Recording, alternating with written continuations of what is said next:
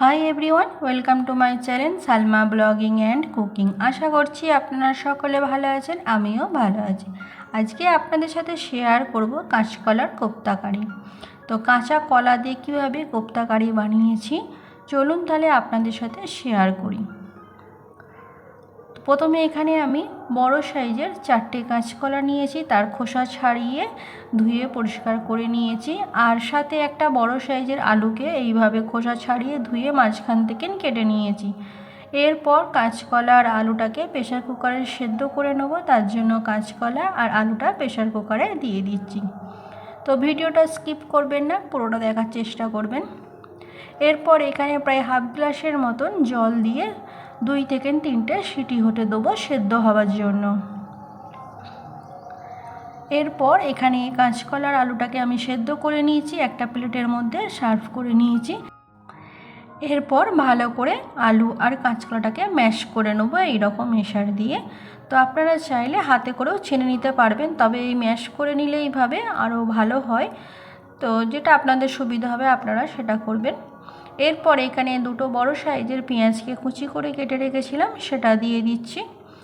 আর সাথে 2টো কাঁচা লঙ্কাকে ছোট ছোট করে পিস করে রেখেছিলাম সেটা দিয়ে দিচ্ছি। আর 2 চামচের মতন আদা রসুন বাটা, স্বাদ অনুযায়ী লবণ, 1 চামচ হলুদ গুঁড়ো, 1 চামচ লঙ্কা গুঁড়ো, 1 চামচ ধনে গুঁড়ো আর 1 চামচ সানরাইজে গরম মশলা দিয়ে দিচ্ছি। এরপর এখানে জিরে গুঁড়ো দিয়ে দিচ্ছি 1 চামচ। এরপর এখানে বেসন দিয়ে দেবো, 2 থেকে 3 চামচের মতন বেসন দিয়ে দিচ্ছি।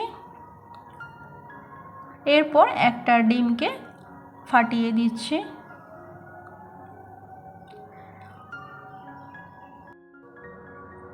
এরপর সোয়া সস দিয়ে দিচ্ছি, এখানে হাফ চামচের মতন সোয়া সস দিয়ে দিচ্ছি। এরপর লেবুর রস 1 চামচ দিয়ে দিচ্ছি। তো লেবুর রস না থাকলে ভিনিগার দিয়ে দিতে পারেন 1 চামচের মতন, এটা অপশনাল, আপনারা দিতেও পারেন না দিতে পারেন, তবে লেবুটা দেওয়াটাই ভালো হবে, লেবুর রসটা দেওয়াটা। এরপর সবগুলোকে একসাথে ভালো করে মিশিয়ে নিচ্ছি। হাতে করে এইভাবে মাখিয়ে নিতে হবে যাতে সব মশলাগুলো কাঁচকলা আর আলুর মধ্যে ভালোভাবে মিশে যায়। এইভাবে মাখিয়ে নেবার পর এবার যে কোপ্তাটা করব, অনেকে আছে গোল মতন করে, অনেকে আছে চ্যাপ্টা করে। তো আপনাদের যেটা সুবিধা হবে আপনারা সেটা করবেন। আমি এখানে চ্যাপ্টা মতন, যেমন টিকিয়া বানানো হয় সেই টিকিয়ার মতন এই কোপ্তাগুলোকে বানিয়ে নেব। তো এখানে দেখতেই পাচ্ছেন টিকিয়ার আকারে আমি এটা বানিয়ে নিচ্ছি। এইভাবে প্রত্যেকটা আমি রেডি করে নেব।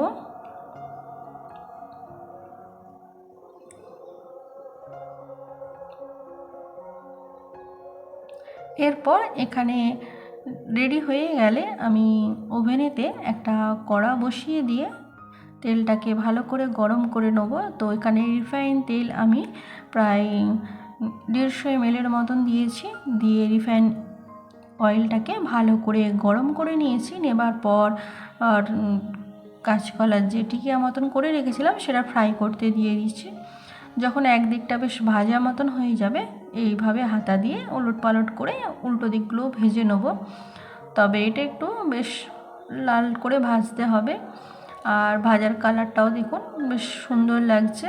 আর উলট পালট করে আমি এইভাবে ভেজে নিচ্ছি। এইভাবে ভেজে নেওয়ার পর একটা প্লেটে তুলে নেব। তো আজকে আমার চ্যানেলে যারা নতুন এসছেন, ভিডিও দেখছেন, ভিডিওটি ভালো লেগে থাকলে আমার চ্যানেলটা সাবস্ক্রাইব করবেন আর নোটিফিকেশানটা অন রাখবেন। আমি যখনই কোনো ভিডিও আপলোড করি না কেন আপনাদের কাছে নোটিফিকেশান পৌঁছে যাবে। ছোট্ট একটা লাইক করবেন, কমেন্ট শেয়ার করতে ভুলবেন না, পারলে ফ্রেন্ড ফ্যামিলির মধ্যে শেয়ার করবেন। তো এইভাবে দেখতে পাচ্ছেন প্রথম ব্যাচের সব টিকিয়াগুলো ভাজা হয়ে গেছে, তাকে তুলে রেখে আবার বাকি যেগুলো ছিল সেগুলোকে ভাজতে দিয়ে দিয়েছি এক এক করে। তো একই প্রসেসে সবগুলোকেই ভেজে নেব। আর ভাজা হয়ে গেলে যে প্লেটটায় তুলে রাখবো সেটাও আপনাদের সাথে শেয়ার করব। তো এইগুলো ভাজা হয়ে গেছে। তো এখানে সব প্লেটে আমি তুলে নিয়েছি। এরপর কোপ্তাটা কারি করব। মানে টিকিয়াটা কোপ্তা করে নিয়ে তারপর কারি করছি।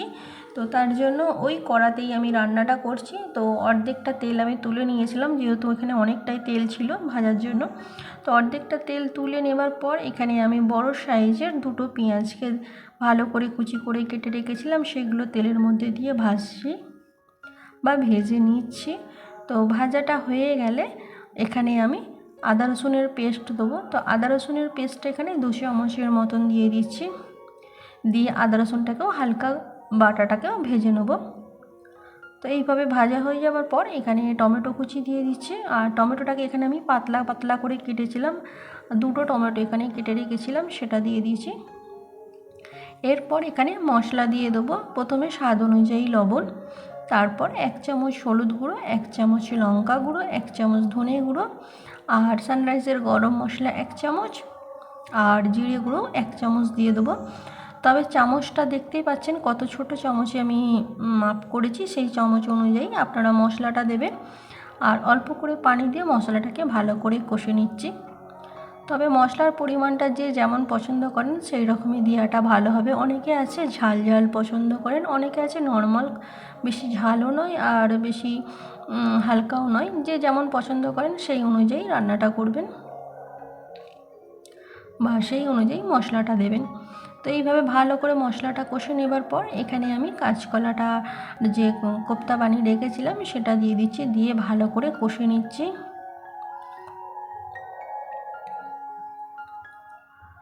তো বেশি নাড়াচাড়া করবো না, হালকা করে এটা কষে নেবো, নইলে এই কোপ্তাগুলো ভেঙে যেতে পারে।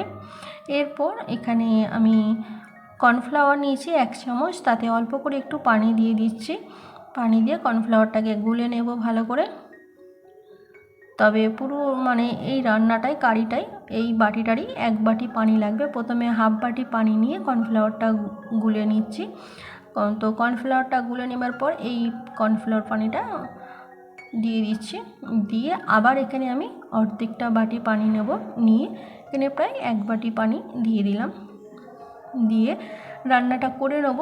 আর সাথে এখানে একটু সোয়া সস দিয়ে দিচ্ছি 1 চামচের মতন, দিয়ে সবগুলোকে একসাথে একটু হালকা করে নেড়ে নেবো। যেহেতু এখানে কর্নফ্লাওয়ার দিয়েছি তলায় বসে যেতে পারে, আর সোয়া সসটাও দিয়েছি, দুটোই একসাথে ভালো করে মিক্স করে নিচ্ছি। নিয়ে এইভাবে কাঁচকলার কোপ্তা কারিটা রান্না করে নিচ্ছি। তবে এখানে আর রান্নাটা বেশিক্ষণ লাগবে না, 1 মিনিটের মতন লাগবে রান্নাটা হতে। তো রান্নাটা যখন হয়ে আসবে তখন এখানে অল্প করে একটু চিনি আর কাসুরি মেথি যদি থাকে আপনাদের কাছে, অল্প করে একটু কাসুরি মেথি দিয়ে দেবেন। আর কাসুরি মেথি যদি না থাকে ধনেপাতা দিয়ে দিতে পারেন। দিয়ে রান্নাটা করে নিলাম। আর একটু কাছ থেকে আপনাদের দেখিয়ে দিচ্ছি কত সুন্দর রান্নাটা হয়েছে।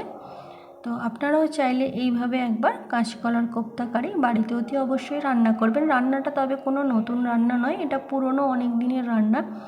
এই রান্না বহুবার হয়েছে, আজকের নতুন রান্না নয়। আপনারা পারলে এরকমভাবে কাঁচকলার কোপ্তা কারি রান্না করতে পারেন।